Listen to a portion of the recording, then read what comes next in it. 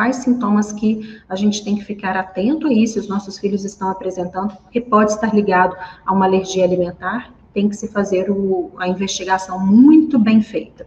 Então, a criança ela pode apresentar sintomas de pele, e os sintomas de pele, eles podem ser acontecer de forma rápida, né? Então, são sintomas que acontecem ali por meio da reação do anticorpo imunoglobulina E, que é um soldado muito rápido, eu falo que é o soldado do CrossFit, ele é bombadão, então ele percebe a presença da proteína muito rapidamente, e ele vai fazer as reações alérgicas, né? Quase que instantaneamente, ou até no máximo em 2 horas. E quais são essas reações?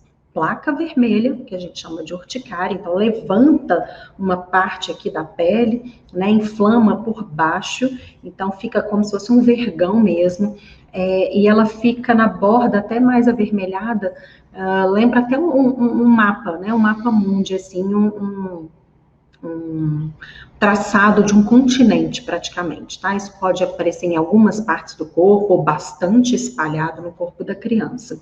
Isso pode, né, isso caracteriza, na grande maioria das vezes, um processo alérgico, que tem que se investigar se é um alimento que está causando isso. Pode acontecer também, nesse mesmo grupo de alérgicos, né, que a gente chama de IgE mediado, o angioedema. Angioedema é o inchaço de algumas partes do corpo. E o que vai inchar mais? As partes mais molinhas do corpo. Então, boca, olho, orelha, né? Pode ter um inchaço generalizado? Pode também. Né? Aí a gente começa a pensar se não está tendo um quadro até mais grave, mais intenso, que é chamado de anafilaxia.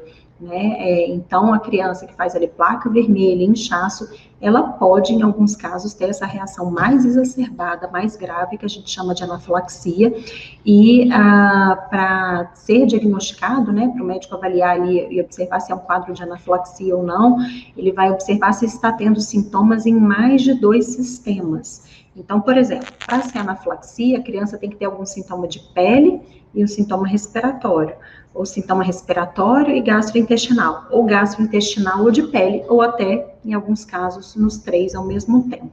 Tá? Então, aí é uma reação mais grave, que pode, inclusive, levar a um choque anafilático, quando tem uma parada dos sistemas, né? Pode ter uma parada cardiorrespiratória, e aí é extremamente grave. Essa criança, quando começa a fazer esse tipo de sintoma, tem que realmente correr com ela para uma emergência, né? E se já souber que é alérgica, avisar para o corpo médico que essa criança está fazendo uma reação alérgica muito grave, uma reação de anafilaxia, para que os médicos saibam o que fazer, saibam tratar aquele tipo de reação. Outro tipo de reação de pele é a dermatite atópica. A dermatite atópica, ela é uma reação um pouquinho mais tardia, é considerada mista. Por que é mista? Porque pode ter a presença de anticorpos, mas tem presença de outras células imunológicas também. Então, nem sempre vai aparecer ela no exame de sangue, nem no prick test, porque o que aparece nos exames, gente, são os anticorpos. Então, vai ter criança alérgica que vai produzir anticorpo e ele pode aparecer no exame. Vai ter criança alérgica que não vai produzir anticorpo, vai produzir outras células de defesa, que são aquelas crianças que pode furar a criança ali N vezes, que não vai dar nada no exame, tá? Então, isso aí, por isso que o exame não fecha diagnóstico. Ele pode auxiliar o médico nesse fechamento, em alguns casos, dependendo das reações. E no caso da dermatite atópica, é uma reação multifatorial. Então, pode ter um alimento como gatilho, mas podem ter outras coisas também que disparam essa dermatite, né? Então, tem que fazer um processo de investigação para ver se aquela dermatite está sendo causada por algum alimento. Também a gente vai acabar caindo aí no TPO, teste de provocação oral, que é o teste ouro, que nada mais é do que fazer a dieta correta, né, de restrição daquele alimento que está se suspeitando entre 30 a 45 dias, e os cuidados do dia a dia necessário, mediante ali uma avaliação de sensibilidade da criança, para observar se aquela criança para de fazer os sintomas. Parou de fazer os sintomas? Ótimo. Isso fecha diagnóstico? Não. Aí tem que fazer a reintrodução das proteínas de forma segura, para que se avalie se aqueles sintomas vão retornar, tá? Então, o médico vai fazer todo esse acompanhamento, juntamente com o nutricionista que está acompanhando a criança alérgica, para que ele consiga, né, para que o médico consiga fechar de forma correta o diagnóstico. Não é só tirando a proteína que fecha o diagnóstico, né? Por mais que doa o nosso coração aí de mãe, de pai, de criança alérgica. Ai, Juliana, mas tirou a proteína, minha criança é outra, ficou ótima. Então, com certeza é alergia alimentar. Nem sempre, né? Porque pode ter acontecido alguma outra questão ali que a criança entrou em processo alérgico e naquele momento ela fez aquela reação, mas não estava ligada a alimento, tá? Então, nesse sentido, a gente tem que fazer essa reintrodução da proteína para ver se realmente a criança vai voltar a fazer reação. É assim que o médico vai fechar esse diagnóstico, tá? Isso é importante que seja feito. Então, falamos aqui das reações de pele, vou falar aqui das reações respiratórias, que são reações tardias, tá bom? Então, são mediadas por outras células e não por anticorpos, geralmente, então não vai aparecer lá no exame de sangue.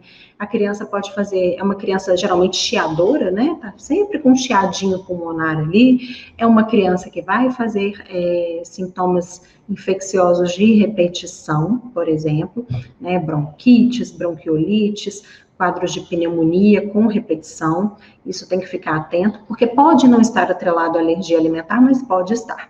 E na questão também dos sintomas tardios, a gente vai ter, sintomas respiratórios, perdão, tem uma reação mista, que pode ter a presença do anticorpo ou não, mas de outras células inflamatórias com certeza, que é a asma.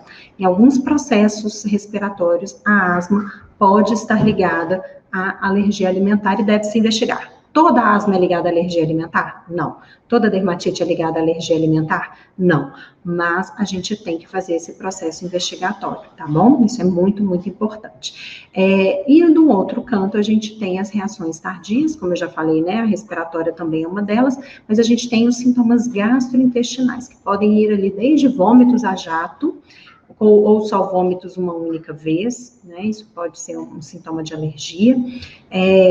Sintomas, né, mais do trato gastrointestinal mais baixo, como sintomas intestinais mesmo. A criança pode fazer um quadro de diarreia intensa, com assadura perianal, né, em volta ali do ânus persistente, aquela assadura que é difícil de tratar.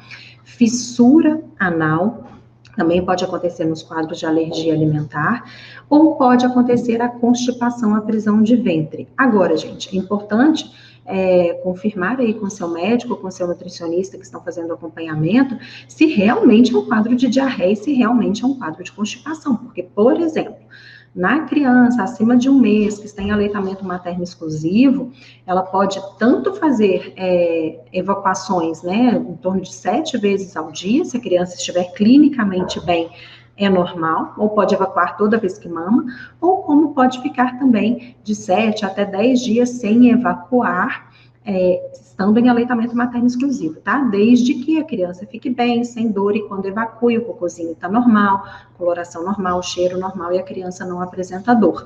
Então, muitas vezes, né, a família fala, tá com prisão de ventre, tá com constipação, ou tá com diarreia, mas pela situação da criança, pela idade, pelo tipo de alimentação dela, aquilo não é uma diarreia e não é uma constipação. Então, sempre verifique isso com o profissional de saúde que está fazendo o seu acompanhamento para você não incorrer nesse erro.